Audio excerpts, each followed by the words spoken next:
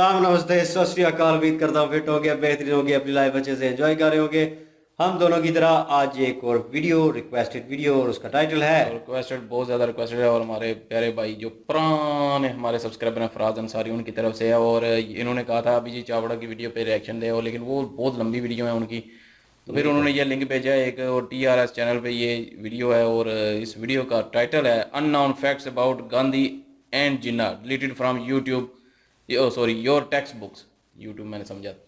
और हो जाता बाकी है। जो है ना, ओरिजिनल वीडियो का लिंक डिस्क्रिप्शन में यूज होगा। इनको भी सपोर्ट करें, हमें भी सपोर्ट करें। मेरा नाम है राणा मंदिर, मेरे साथ हैं भाई से करने की बात। So guys let's start. Smart बनने आए हो ना, the Ranveer show clips Hindi पर, इंडिया का सबसे स्मार्ट पॉडकास्ट का सबसे बेहतरीन clips channel. Like button hit कीजिए, subscribe TRS button hit clips। कीजिए, बेल आइकॉन क्लिक कीजिए। TRS clips। सर, तो मैं ये पूछना चाहूंगा आपसे कि ये जो religion based divide and rule policy थी, ये इंडिया के फ्रीडम स्ट्रगल में पहले अप्लाई नहीं हुई करी जाती थी, ये बाद में अप्लाई करते गए Britishers.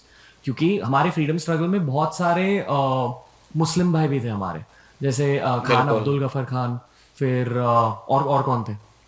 I can think of Khan Abdul Ghaffar Khan, very prominent, very patriotic Indian. जी, बहुत patriotic आदमी थे। और मतलब अगर आप 1857 के रिवोल्ट को भी स्टडी करें तो हिंदू मुस्लिम साथ में essentially लड़े थे in a sense। बिल्कुल। और हमारे हिस्ट्री बुक्स में आज हमें क्या सिखाया जाता है? आज हमें स्ट्रगल हिस्ट्री बुक्स में बोलते हैं कि नॉन वायलेंस से हमें पीस मिला। एक्चुअली क्या हुआ था कि जब भारत में कुछ बचा ही नहीं था और वहां सेकंड वर्ल्ड वॉर में ब्रिटेन टूट चुका था, तब वो चले गए। फिर भी वो तोड़ के चले गए क्योंकि उनके और जियोपॉलिटिकल इंटरेस्ट अभी भी थे इस रीजन में। So they do not want strong India. ये बात की बात है। आई थिंक एक और चीज कहनी चाहिए सर पॉडकास्ट पे, कि जो जिन चीजों को हम हिस्ट्री के बुक्स में पढ़ते हैं, SSC में, ICSE में, CBSE में, आपको ये जानना चाहिए कि शायद वो 100% ट्रूथ नहीं है। शायद सच नहीं है, डेफिनेटली शायद, डेफिनेटली मे बी। बिल्कुल सच नहीं होगा, अभी मैं नहीं मानता। फिर क्या होता पाकिस्तान में तो है बिल्कुल ही नहीं है। कि दो इंपॉर्टेंट व्यक्तियों का जन्म होता है in the second half of the 19th century. दोनों गुजराती। आई थिंक सब गेस कर सकते हैं कौन है। एक तो मोहनदास गांधी जी, और दूसरे मोहम्मद अली जिन्ना जी। इन दोनों का जन्म होता है और ये दोनों इंग्लैंड जाते हैं पढ़ाई करने के लिए। दोनों लॉयर्स बनते हैं। फिर दोनों के पाथ डाइवर्ज होते हैं। मिस्टर जिन्ना एक बहुत ही नेशनलिस्टिक इंडिविजुअल थे, इंडियन नेशनलिस्ट, और एक सेक्युलर व्यक्ति थे। ये एंग्लोफाइल जरूर थे। He loved England, English culture, all that. उनकी प्रथम भाषा इंग्लिश ही थी, गुजराती नहीं थी या कुछ और नहीं थी, राइट? गुजरात। लेकिन he was an Indian nationalist. वो फ्रीडम चाहते थे भारत के लिए, और वो सेक्युलरिज्म के प्रोपोनेंट थे। वो हिंदू मुस्लिम यूनिटी के बहुत बड़े स्ट्रॉन्ग प्रोपोनेंट थे मिस्टर जिन्ना। मिस्टर गांधी का पाथ अलग है। मिस्टर गांधी अपना लॉ का स्टडी करने के बाद फिर भारत आते हैं।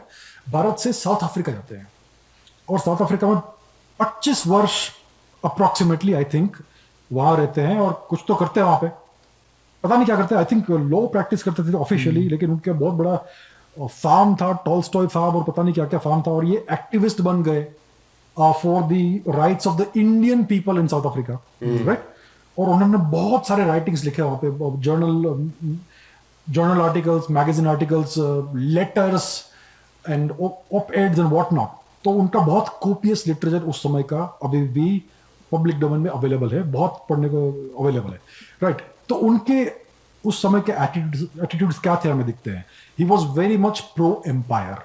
साउथ अफ्रीका में एक बोर वॉर हुआ था, जो डच कॉलोनियल सेटलर्स और ब्रिटिश के बीच में वॉर हुआ था, जिसमें मोहनदास गांधी, मिस्टर गांधी, उन्होंने पार्टिसिपेट किया। उनको मिलिट्री रैंक मिला था सार्जेंट मेजर का, and he participated in the bore war. उन्होंने बेग किया ब्रिटिश को। उनका ऑफिशियल राइटिंग है आई एम बेगिंग, ऐसा मे बी उस समय ऐसा लिखते थे इन ऑफिशियल करस्पॉन्डेंस। तो उन्होंने कहा कि I am begging, please allow us to fight on behalf of the empire. हम फाइट करना चाहेंगे, we would like to take up arms. लेकिन ये उनका रिक्वेस्ट जो था उसको एक्सेप्ट नहीं किया। तो फिर उनको रोल दिया गया कि यू ड्राइव एम्बुलेंसेस, आप एम्बुलेंसेस ड्राइव कीजिए and ferry the soldiers to who are wounded from the battlefield to the hospitals, right? तो मिस्टर गांधी ने ये रोल किया और उनको ऑफिशियल मिलिट्री टाइटल मिला, सार्जेंट मेजर मोहनदास गांधी। तो उन्होंने बहुत सर्व किया ब्रिटिश एम्पायर को, और उन्होंने लिखा ऑफिशियली कि I believe that the white race, the European race should be the predominating race and so on so forth, बहुत कुछ. तो 25 वर्ष ऑफिशियल डॉक्यूमेंट्स है. you can find it online in his own writing. Okay. Very surprising, but it's true. Okay. है. तो 25 वर्ष उन्होंने वहां पर स्ट्रगल किया. किस प्रकार का स्ट्रगल था, we have to examine further. लेकिन 25 वर्ष के बाद क्या होता है कि अचानक से he comes back to India, और भारत में आते ही सरप्राइजिंगली मिस्टर गांधी एक सुपरस्टार बन जाते हैं. सारे के सारे पॉलिटिकल द्वार उनके लिए खुल जाते हैं, and he becomes essentially the number one in the Congress party overnight. जैसे कि पैराशूट लेकर आ गए और अचानक से राजा बन गए. तो ये स्टेटस अचानक से इंजीनियर हो गया मिस्टर गांधी का. और उस समय मिस्टर जिन्ना कांग्रेस पार्टी के एक सीनियर लीडर थे, और उन्होंने बहुत काम किया था कांग्रेस पार्टी के लिए और फ्रीडम स्ट्रगल के लिए, और अचानक से वो साइडलाइन हो गए. मिस्टर जिन्ना गॉट साइडलाइंड, और उसकी वजह से वो बहुत दुखी हुए मिस्टर जिन्ना. उस समय मुस्लिम लीग का फॉर्मेशन हुआ था इन दैट टाइम पीरियड, जिसको उन्होंने ओपोज किया. Mister Jinnah oppose the formation of the Muslim league, क्योंकि वो खुद सेक्युलर थे. वो खुद सेक्युलर थे. Can you believe it? He oppose the formation of the Muslim league which he would letter become a member of. तो ये mister जिन्ना का था. फिर गांधी जी आ गए भारत में, और मिस्टर जिन्ना साइडलाइन हो गए. फिर वो 10 वर्ष तक मिस्टर जिन्ना यूके चले गए, England, and he was out of politics. बहुत डिप्रेस थे वो, दुखी थे. और मिस्टर गांधी बिल्कुल फ्रीडम स्ट्रगल के फोर फ्रंट पर आ गए. खिलाफत मूवमेंट को उन्होंने सपोर्ट किया, the caliphate movement, to keep the caliphate continuing in Turkey. Turkey में क्या हो रहा था कि फर्स्ट वर्ल्ड वॉर के बाद पूरा कंट्री को वेस्टर्न पावर्स ने कब्जा कर लिया था. उसको एसेंशियली डिवाइड एंड फ्रेगमेंट कर दिया. फिर जो टर्की का जो महान जनरल था मुस्तफा केमाल अतातुर्क, उसने टर्किश इंडिपेंडेंस वॉर शुरू किया, और उसने जो कैलिफेट का जो इंस्टीट्यूशन था, खिलाफा whatever it's called in Arabic, जो भी टर्म है, उसको ही अनाउंस के वो अबॉलिश करना चाहता है उसको. जो टर्किश जो सुल्तान होता है वो कलीफ भी होता है, और होता था उस समय. So the last caliph was Abdul Hamid. तो इवेंचुअली मुस्तफा केमाल अतातुर्क ने उसको हटा दिया, और जो कैलिफेट का जो इंस्टीट्यूशन है उसको अबॉलिश कर दिया. क्या होता है कैलिफेट? द कैलिफेट जो है उसका जो टाइटुलर हेड है वो कलीफ है. And the caliph is the supreme ruler of all the Muslims across the world. Okay, right. तो जो ऑटोमन एम्परर जो होता था वो 16th सेंचुरी ऑनवर्ड से कलीफ होता था सभी मुस्लिम लोगों का. तो मुस्तफा केमाल अतातुर्क ने इस इंस्टीट्यूशन का अबॉलिश कर दिया. तो इसके विरोध में भारत में जो कुछ लोग थे, मुस्लिम लोग, उन्होंने एक एजिटेशन शुरू किया. ये एक ऑब्सक्योर एजिटेशन था, लेकिन for some reason mister Gandhi इसको सपोर्ट किया. तो फिर ये नेशन वाइड मूवमेंट हो गया, और इस चीज को बहुत बड़ा प्रोत्साहन मिला, and it became a whole separate political movement. तो ये खिलाफत मूवमेंट था, खिलाफत मूवमेंट. अब हम खिलाफ ऐसा बोलेंगे हिंदी में, उर्दू में, तो इट लुक्स लाइक विरोध, राइट.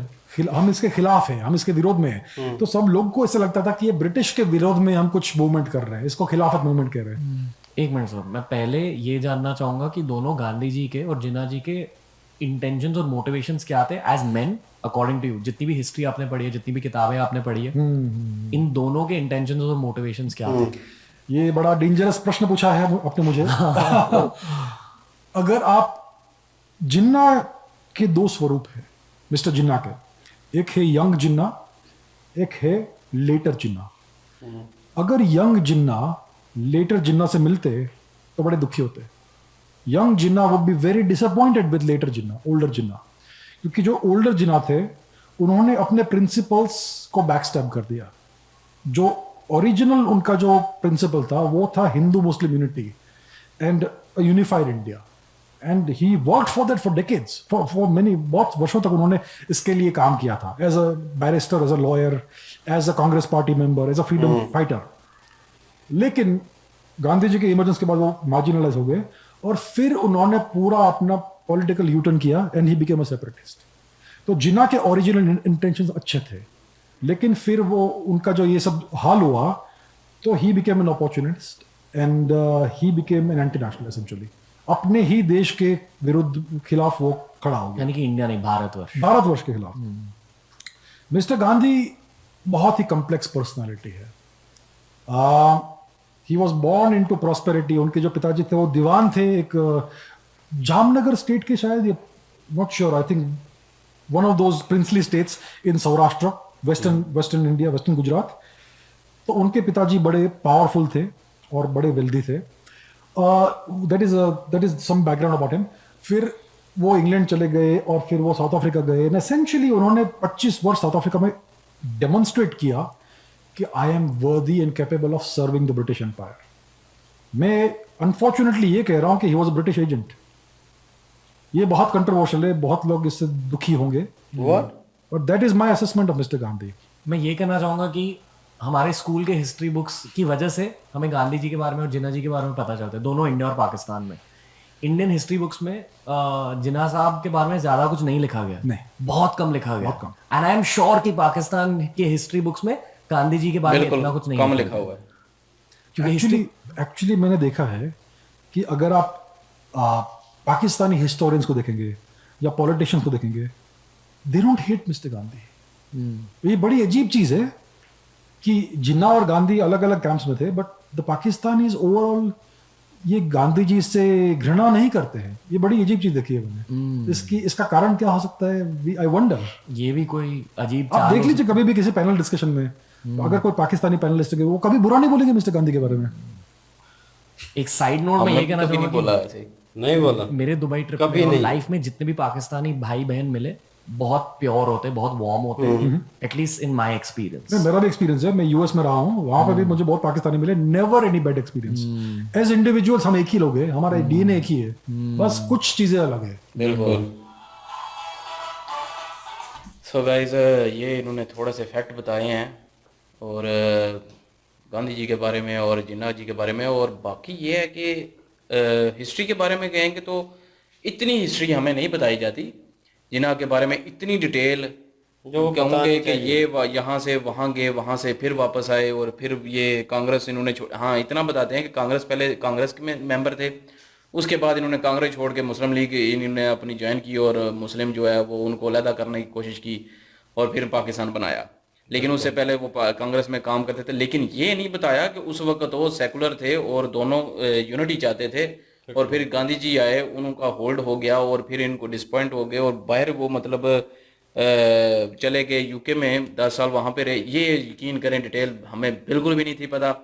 और गांधी जी के बारे में भी हमें कुछ भी नहीं था पता कि वो पहले वो अफ्रीका में रहे, फिर वापस आए, वो मतलब आर्मी में गए सारे.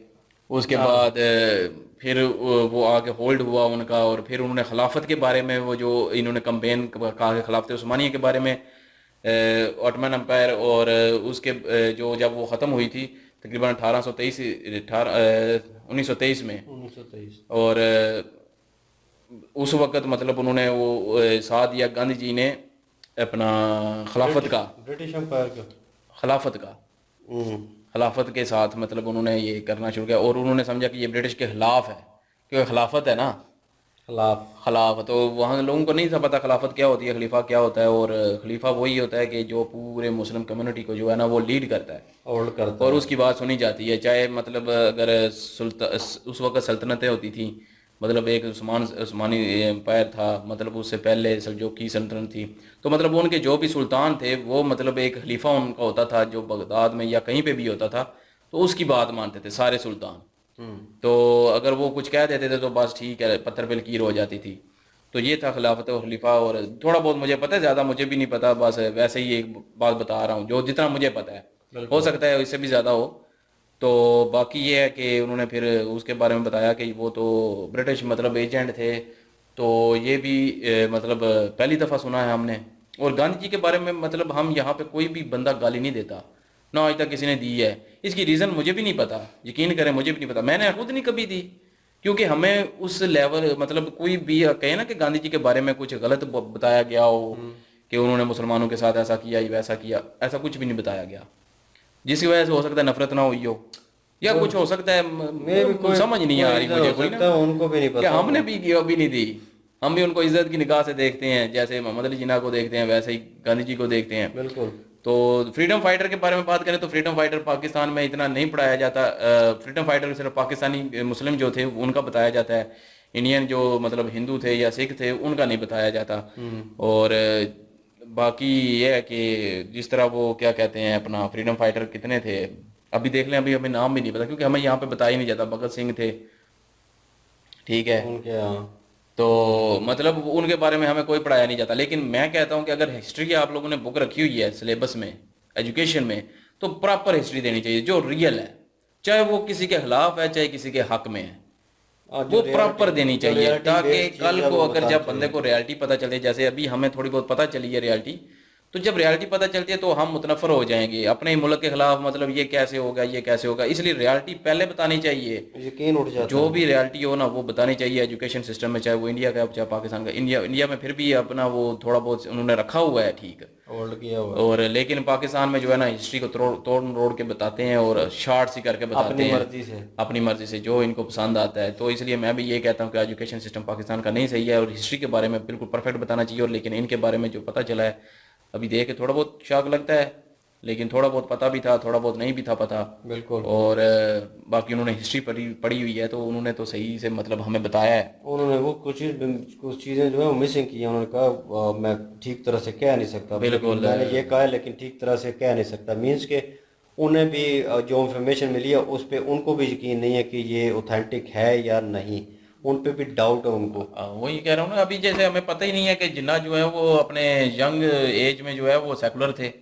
हमें तो यही पढ़ाया गया, वो शुरू से लेके मतलब वो मुसलमानों के दर्द दुख के साथ हक में लगे हुए थे और उनका साथ दे रहे थे, तरीके चला रहे थे और पता नहीं क्या क्या था। लेकिन बताना चाहिए था हमें, और हमें अभी हमें पता चला है तो थोड़ा सा शौक अभी लगता उनकी है। डेथ की स्टोरी जो हमारे जहन में है, जो हमारे जहन में डाली गई है, वो मुझे वो अजीब ही लग रहा है, समझ नहीं आ रही अब कि उस पर अब क्या बोलें। बहरहाल वो एक और चीज़ हो जाएगी। लेकिन यह है कि भगत सिंह की इन्होंने बात की है तो वो मेरे ख्याल में मूवीज़ दो आई हैं उस पर, एक पंजाबी मूवी है और एक बॉलीवुड की है, आमिर खान की है, रंग दे बसंती। उसमें उन्होंने उसको करेक्टराइज किया थोड़ा बहुत, तो उस चीज़ को सामने लेके आए कि वो किस तरह लड़े और क्या वो हुआ। उसी तरह ही हमें पता चलता है ना। अब हमारी बुक्स में नहीं है ना, लेकिन होनी चाहिए थी। अब ये भगत सिंह की जो स्टोरी होगी उसके भी ऊपर भी इनकी कोई वीडियो होगी, वो डिटेल देंगे कि यार ये नहीं ये हुआ था, तो बंदा तो डाउट पे शॉक में आ जाता है, यार दो कहानियाँ सुनने को मिल रही हैं, अब दोनों में से ठीक कौन सी है ये कैसे पता चलेगा। तो बहुत सारी चीज़ें होती हैं, माइनर जो पॉइंट होते हैं जो इंसान को समझ आते हैं कि यार ये चीज़ ठीक है, यहाँ से ये कड़ी इसके साथ जुड़ रही है। तो हिस्ट्री इस तरह होनी चाहिए कि बच्चे को आप अगर पढ़ा रहे हैं उसका जहन ताज़ा होता है और मोल्ड हो जाता है, तो शीशे की तरह होता है। तो उसको अगर आप इस तरह की चीज़ें पढ़ाएंगे जो आपको खुद यकीन नहीं है और आप उस चीज़ को छाप रहे हैं, आने वाले वक्त में आप क्या हिस्ट्री को बचा के रखेंगे और क्या बच्चा आगे करेगा। उसको कोई और बड़ा बंदा उस एज में जाएगा, वो तकरीबन 15 के अबव 15 होगा, तो वो बंदा यंग में होता है कि वह यहाँ पे उसको शऊर होता है उन चीज़ों का, तो उसमें वो कहीं पे सुनेगा इस तरह के तजिया निगार बैठे होंगे, वो बोलेंगे ये हिस्ट्री ऐसे नहीं थी, ऐसे था, ऐसे नहीं था, वो उसने ऐसे किया। तो वो सुन के बच्चे को शौक लगेगा कि यार जो मुझे हुकूमत ने जो चीज़ें दी हुई हैं, सिखा रही हैं, किताबों में जो पढ़ाया जा रहा है, स्कूलों में जो मैं अपने पेरेंट्स सिखा रहे हैं, वो इसका मतलब है झूठ बोल रहे हैं। तो वो एक चीज़ से यकीन हटेगा, वो नफरत पैदा होने लगी, हर चीज में शक पड़ जाएगा। अगर वो ठीक भी होगा तो उसमें भी शक हमें पड़ वो जाएगा। अक्सर कोई बात होगी तो वो बोलेंगे कि बच्चे आगे जवाब दे देंगे कि आपकी वो बात भी झूठी निकली थी, ये भी झूठी होगा, इसको चेक कर ले एक बार। तो ये होता है। तो अगर आपने सच बताया होगा, रियलिटी पता होगी, वो सबको इक्वल पता होगी, सबको पता होगा। जैसे भी पूछेंगे अली भाई से पूछूंगा ये कैसे हुआ, वो यार ऐसे हुआ, हाँ मैंने भी यही सुना, ये ऐसे ही हुआ। तो पता होगा यार लिखी हुई है चीज़, ओरिजिनल लिखी हुई है, जो है फैक्ट वो बताने चाहिए। और इन्होंने इंफॉर्मेशन दी है। कुछ लोग एतराज़ करेंगे, बहुत सारे ओरिजिनल वीडियो पे कमेंट्स आए होंगे इस तरह के। तो होता है जब रियलिटी कोई बताता है तो उसको एक्सेप्ट करना मुश्किल हो जाता है, क्योंकि जिससे आप मोहब्बत करते हैं, प्यार करते हैं, उसके खिलाफ कोई बात सुनी नहीं जाती। लेकिन हो सकता है आप उस पहलू को सोच के देखें, हो सकता है वो ठीक कह रहे हो और आपने जो पढ़ा हो वो एक क्योंकि फर्जी कहानियाँ, हर इंसान से गुनाह होते हैं, बिल्कुल गलतियां होती हैं, फितरत है इंसानी और ये होना बनता है। लेकिन यह है कि वीडियो अच्छी थी, इंफॉर्मेशनल वीडियो थी, और थैंक यू सो मच जिन लोगों ने रिक्वेस्ट की है। और बाकी है कि इनके ओरिजिनल वीडियो की लिंक जो है डिस्क्रिप्शन में मौजूद होगी, जाएँ विज़िट करें, चेक करें, सपोर्ट करें इन्हें भी और हमें भी। लाइक ठोक दें, शेयर कर दें हमें, और यही बहुत है हमारे लिए, और आप लोगों की प्यार मोहब्बत की ज़रूरत है। और इंशाल्लाह मिलते हैं नेक्स्ट वीडियो में। अपना ख्याल रखिएगा, दुआ में याद रखिएगा। तब तक के लिए अल्लाह हाफिज़।